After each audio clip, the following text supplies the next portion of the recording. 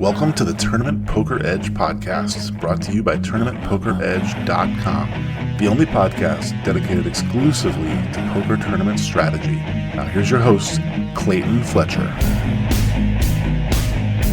Hello once again, everybody, and welcome to the Tournament Poker Edge podcast, sponsored by ACR, America's Card Room, where we are doing a full revamp of our website, including exciting new features in our tournament lobby, where you can find the exact information you want more easily than ever before. My name is Clayton Fletcher, and I'm in fabulous Las Vegas, where I am still competing in the summer series known as the World Series of Poker. But I must admit, I've been deviating a bit from my WSOP schedule because I just enjoy playing at the Wynn so much more. Every single thing about the Wynn is superior to everything else in town in every single way except for one, and that's price. It's a very expensive place, but the rake in the tournaments is more than fair. They do a great job. The Mystery Bounty, for example,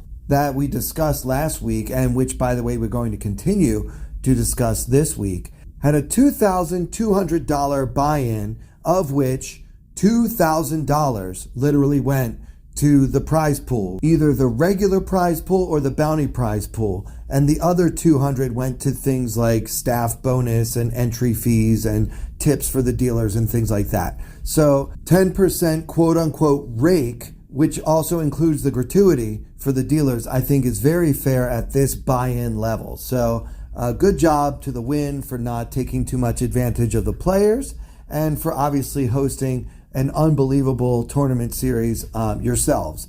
You guys know I love the Wynn. I talk about it all the time on this podcast. They are not, I repeat, not a sponsor of the Tournament Poker Edge podcast. I just happen to think that excellence deserves praise.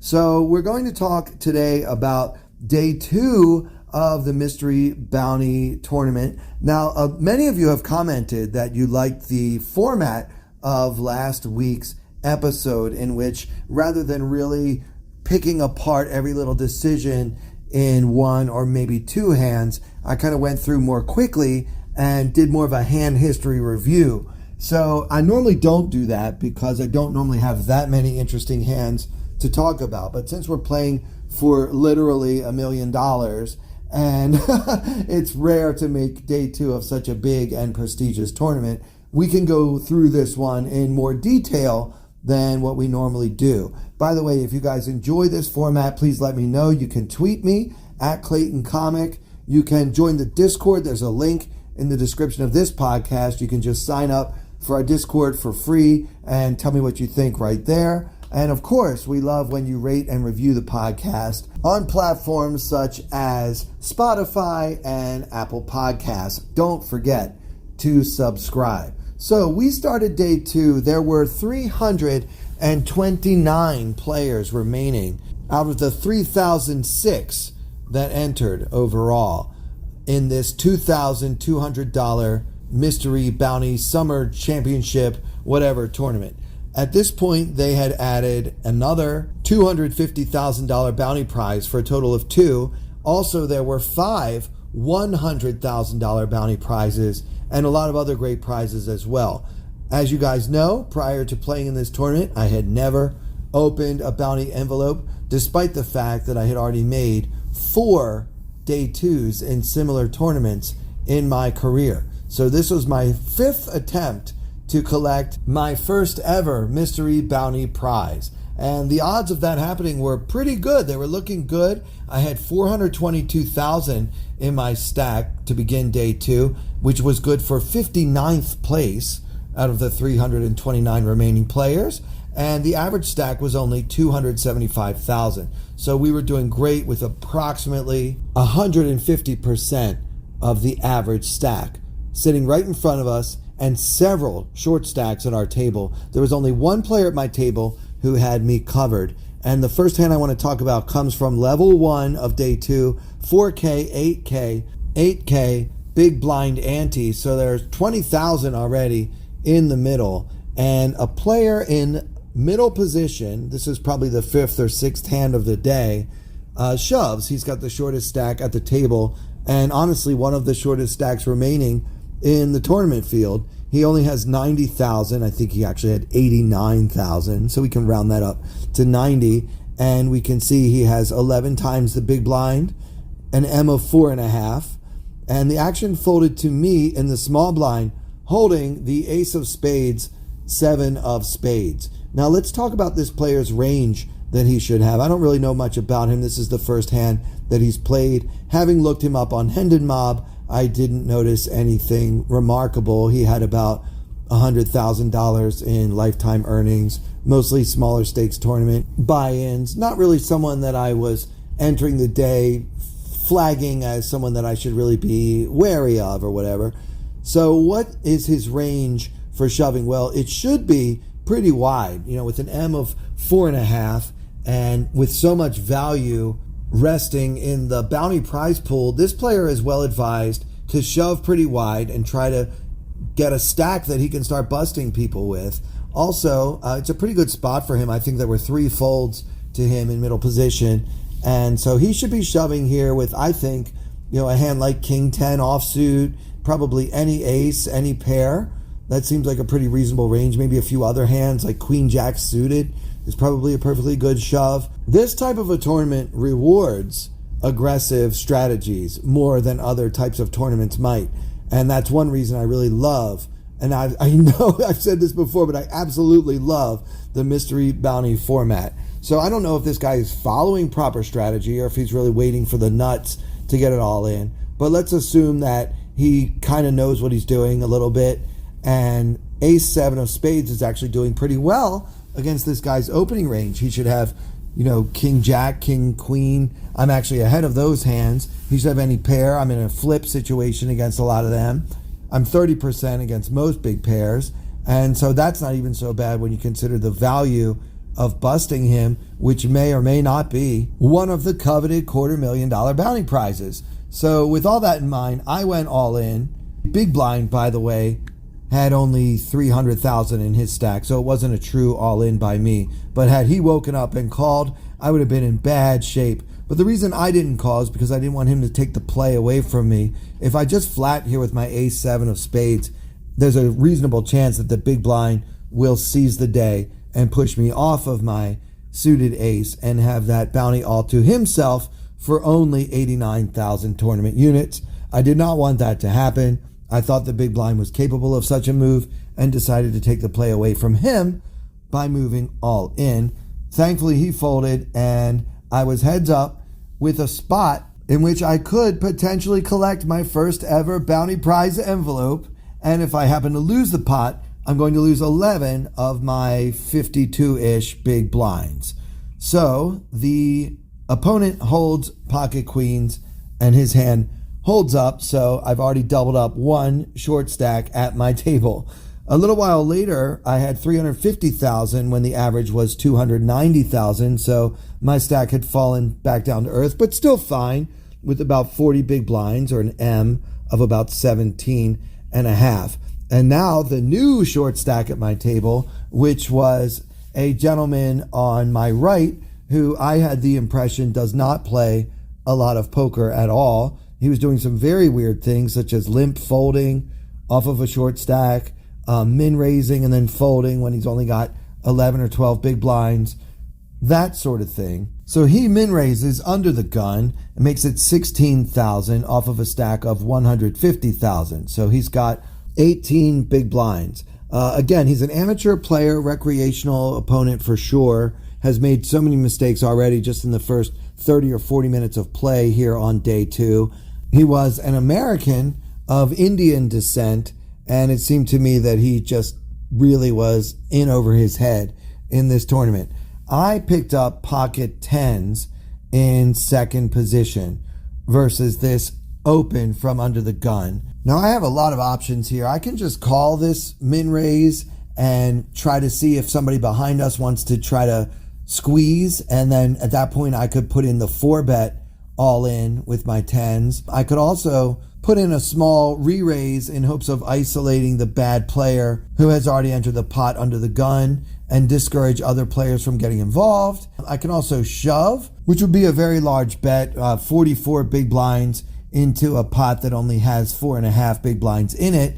But you got to remember, the under the gun player only has 150,000 in his stack, so I might end up getting him isolated with whatever he's decided to min raise under the gun with when I've got the pocket tens, and then again have another shot at his bounty all to myself. And in the end, that's what I decided to do. I put the whole stack in, 350,000 over the top of the 16,000 min raise under the gun. And now I'm just hoping nobody wakes up behind me, and they don't. It folds all the way around to the original raiser, who is very happy to call with pocket aces. Now, the flop came ace of clubs, king of clubs, four of hearts, and I had two black tens. The jack of clubs on the turn gave me a royal flush draw, but the river was a brick, and I lost another pot, at which time I had only 180,000, still in the first level of the day, and the average now rose to 290. So that is how you can blow half your stack in the first 45 minutes of day 2 of a Mystery Bounty tournament. I think both of my plays here are defensible. They may even be absolutely correct. I'm willing to hear what you guys think strategically, whether I have overplayed my hands here. Maybe I'm trying too hard to get bounties. You can let me know, again, on Twitter at Clayton Comic, or by clicking the link in the description of this podcast, and you can join the Discord and let me know right there. All right, let's move along. The blinds go up to 5, 10, 10. So there is 25,000 in the pot when a very strange older European amateur player limps into the pot with only 200,000 behind. I mean, this can't be correct, and he's been doing it quite often. I mean, he has 20 big blinds, he's in early middle position, and now he's limping again.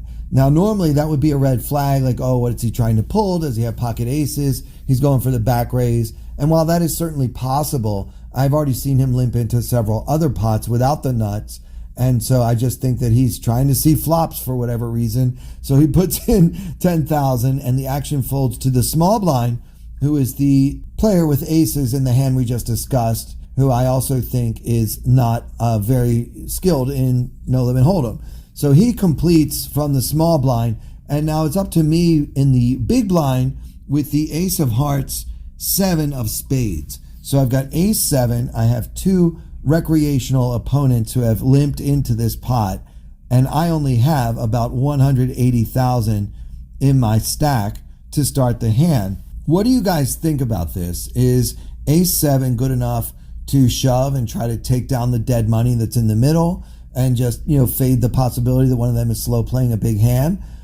Is it worthwhile to try to just make a smaller raise here and then hope to flop an ace or something with ace 7 offsuit? Is it best to just check and see a flop? I think all three options make sense. I opted to just check. I felt like my table image had suffered a lot from losing two very large hands early on, and it appears that I'm just going crazy trying to win every bounty or something. So for that reason alone, I decided to just check my big blind and see what happens. The flop comes ace high, the small blind checks, I bet the minimum and win the pot. So at that point I had 220,000 when the average was 290. So, still hanging around. It's not hopeless or anything yet. We've got 22 times the big blind, so that's a playable stack in my book. I folded the next hand, but the hand after that, I'm going to get involved here. David McGowan, 4 to my right, was the chip leader at our table, the only one who had me covered to start the day, and things have been going quite well for him. He's over 500,000 at this point, and I had noticed that he wasn't really bullying the table and didn't seem overly concerned with trying to collect as many bounties as possible. So I imagine he's a pretty good tournament player in general, but I did notice that he didn't really seem to be bounty hunting as much as I think one should be in a tournament structured like this one was. Anyway, he min raises, and again, he hasn't been overly aggressive. He hasn't been getting involved in that many hands, but he hasn't been terribly tight either. He makes it 20,000, and the action folds to us on the button with pocket fours. So we've got 22 big blinds. Our M is about 9. You should probably just fold the pocket fours in this situation. I think that that's the correct play. In a regular tournament, it might also be okay to just shove.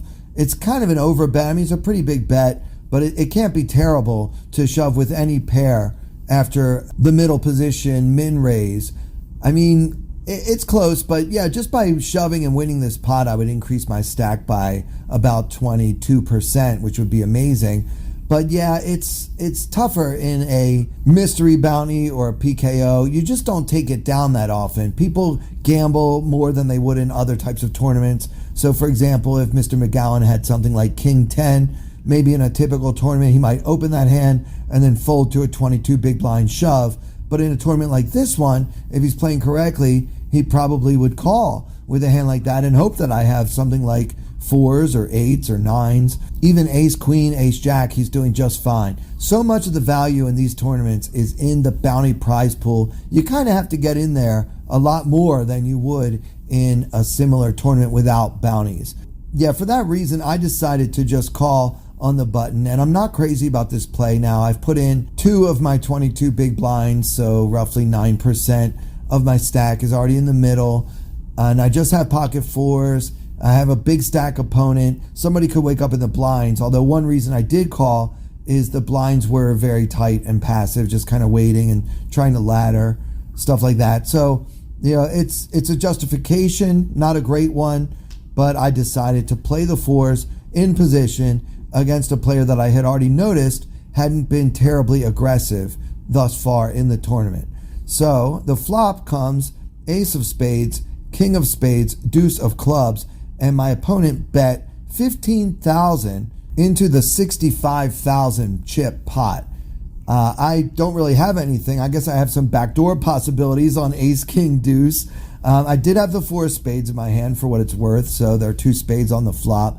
Anyway, I felt like I had enough of a read on my opponent to know that he would very rarely bet the turn if he didn't have at least a pair of aces.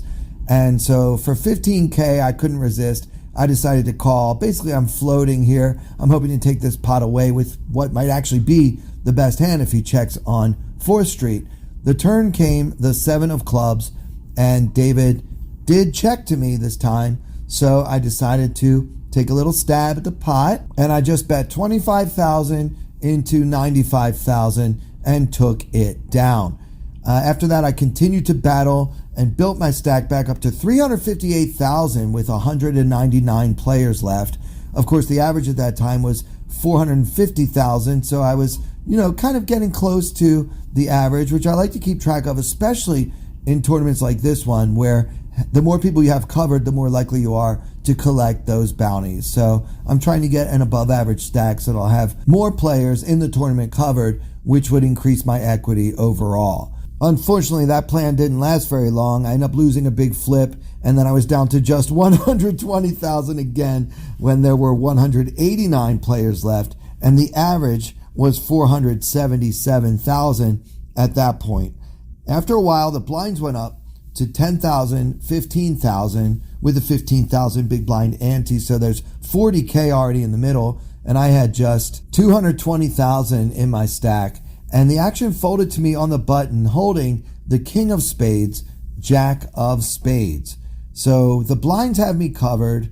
I've got about 15 big blinds. My M is 5.5, and I just moved all in.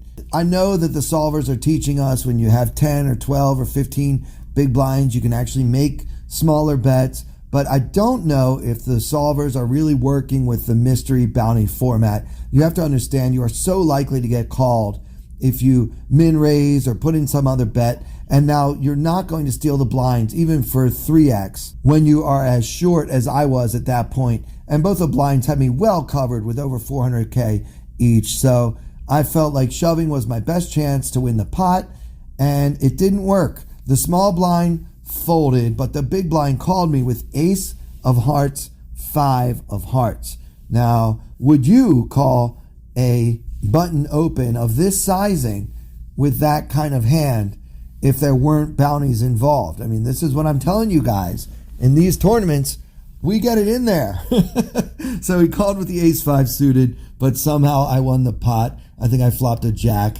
And then they moved me to a new table that featured Chance Kornuth and 4 players that I had covered at that point. My stack, by the way, had grown to an all-time high of 480,000 when the average was 580,000, and there were only 152 players remaining in the entire tournament of the 3,006 who had entered. And there were still two $250,000, that's $250,000 bounties, 2 of them up for grabs with 152 players remaining. So in the next important hand, the button opened to 30K, a min raise. The blinds were 10K, 15K at that point, and he only had 220K. So he had 15 big blinds. His M was 5.5, and I was in the big blind holding the king of hearts, trey of hearts. I kind of thought about shoving right there because obviously the player's getting short and he needs to try to get something going. Many players still open too many buttons with too many hands in too many situations. So I thought about it, but I decided to just call. He min raised, so he made it cheap for me.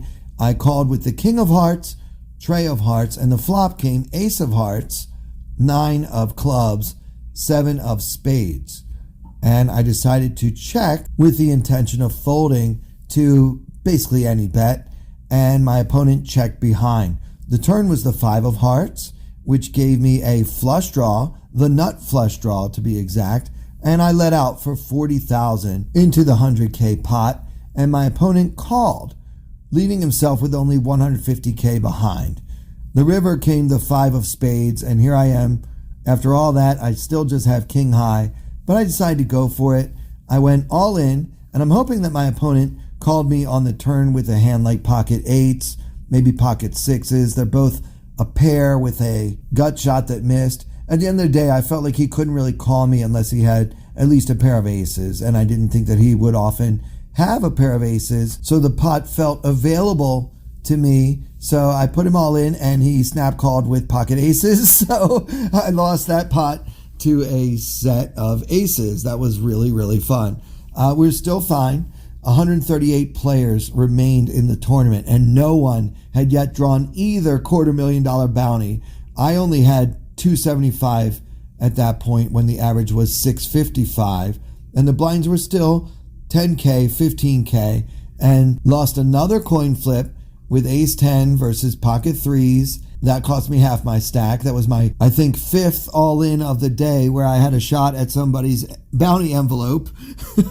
But, you know, the 3s held up. And so now we were down to just 120,000 when the average was 655,000. And I'm sitting here, I'm at this table with Chance Kornuth. And now all of a sudden we're joined by this other huge stack. Chance had like 4 million at this point, and this other guy with over 3 million sits down. He had a French accent, young, cool, stylish, black guy with a French accent. I wasn't really clear what his story was, but he was pretty slick. He had nice sunglasses, really, you know, nice looking, like Versace silk shirt on. I mean, this guy, he was here for the action in every possible way, I think. So anyway, this player opened to 30,000, and Chance Kornuth calls second to act. So he's under the gun. This French cool guy is under the gun, and he's got, you know, millions and millions of chips. So he makes it 30K. Chance calls from second position, and he's got 4 million behind. They fold to me in the small blind with my little dinky 120K stack. I mean, you know, look, my M is like 3 at this point, and I have pocket 8s. So should I fold and let these 2 early position players battle it out because their ranges are so strong? I don't know. I mean, I feel like once stacks get so ridiculously large, I mean, you guys have to remember the average at this point was like less than 700,000, and these guys both have 3 and 4 million respectively. So when you're in that spot in a bounty tournament, you should be trying to collect as many bounties as possible, and these guys both seem to know that. I think 8s are good enough. You know, I'm all in. Let's go. I'm all in for my last 8 big blinds, and each of my large, huge stacked opponents called. So now we're in a big pot holding pocket 8s, and I don't know what anyone has yet, because they're going to play a side pot if they want to. And the flop's a good one. 9 of diamonds, 6 of hearts, tray of clubs, and we have pocket 8s. The Frenchman checks, and Chance bets the pot, which at that point was like 420,000. So yeah, he puts in 400,000, and now the Frenchman check raises him to 1.1 million. And I'm thinking I have no shot with pocket 8s. But Chance folds whatever he bet the pot with on the flop, and the Frenchman turns over the king of diamonds, queen of diamonds. So my 8s are good, and we just need the dealer to keep it low for the turn and the river, and we're back in business in the tournament. And sure enough, 2 low cards, and now Clayton is still alive. I had over 400,000 at that point, with 106 players remaining in the tournament when the average was 850. So I'm one double up away from an average stack, and still no one has opened either $250,000 envelope despite all the play we've been doing all day long. So this was getting good. It was getting interesting. I had to pay the blinds or something, and I was down to 360. And then a player who had recently joined our table, seemed like a reasonable professional, raised it off of 30 big blinds, and the action folded to me in the cutoff with pocket 7s, and my 360,000 represented only 18 times the big blind. So it's a min raise from middle position, and now we're in the cutoff with pocket 7s. What would you do in this situation?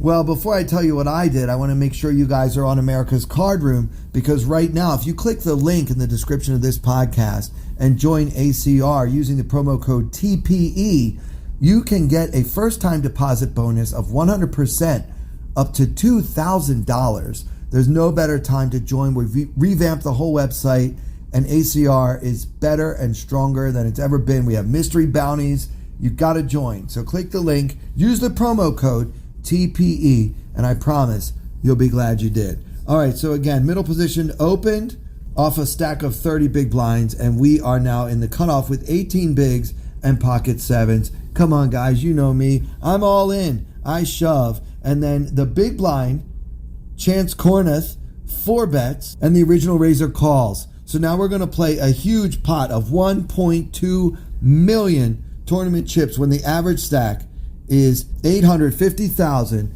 and only 106 players remain. And it turns out the 7s are good. Chance turns over the ace-9 of diamonds, and the original raiser turns over the ace of spades, jack of clubs. So I love that these guys each have an ace, making it less likely an ace will come on the flop. So I'm really mostly worried about dodging a jack or a 9 or a whole bunch of diamonds. Now the problem for me is I don't have a diamond, and neither does the original raiser.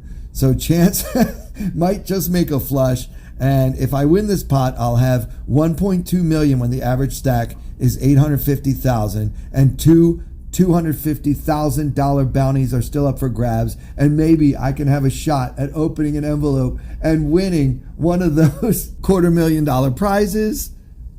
But the flush came in, Chance busted us both, and went on to win the entire tournament. He took first place and collected a total of 11 bounty prizes. So that's how day 2 went. It's kind of bittersweet. You know, I won about $6,000, but more importantly, I still have never, ever experienced the thrill of collecting a mystery bounty prize in any tournament, anywhere in the world, ever. And that'll do it for this episode. I hope you guys enjoyed it. I can't promise I'll be able to do full hand histories going forward, but I know you guys like this format a lot. It's very possible we may end up going back to the old way. But when I'm playing these long days and I'm collecting all these hands for you guys, might as well go through them, especially if I continue to make day 2s in what my friend Tom has dubbed the summer of Clayton. So for everyone here at Tournament Poker Edge, and with special thanks as always to our very generous sponsor, America's Card Room, I'm Clayton Fletcher. Thank you so much for listening. I wanna hold them like they do in Texas plays. Fold let 'em hit me, raise it, baby, stay with me. Luck and intuition, play the cards with babes to start. And after she's been hooked, I'll play the one that's on her heart. Oh, whoa, whoa, whoa, whoa. I'll get her heart, show her what I got. Oh, whoa, whoa, whoa, whoa. I'll get her heart, show her what I got. Can't read mine, no she can't read a mile. Poker face, she's got to love nobody. Can't read mine, no she can't read a mile. Poker face, she's got to love nobody. Poker face, poker face. Poker face, poker face. I wanna roll with her, a hard pair we will be. While little gambling is fun when you're with me. I love it. Russian roulette is not the same without a gun. And baby, when it's love, it's not rough, it isn't fun. Oh, whoa, whoa, whoa, whoa. I'll get her heart, show her what I got. Oh, whoa, whoa, whoa, whoa. I'll get her heart, show her what I got. Can't read mine, no she can't read a mile. Poker face, she's got to love nobody. Can't read mine, no she can't read a mile. Poker face, she's got to love nobody. Poker face, poker face. Poker face, poker face.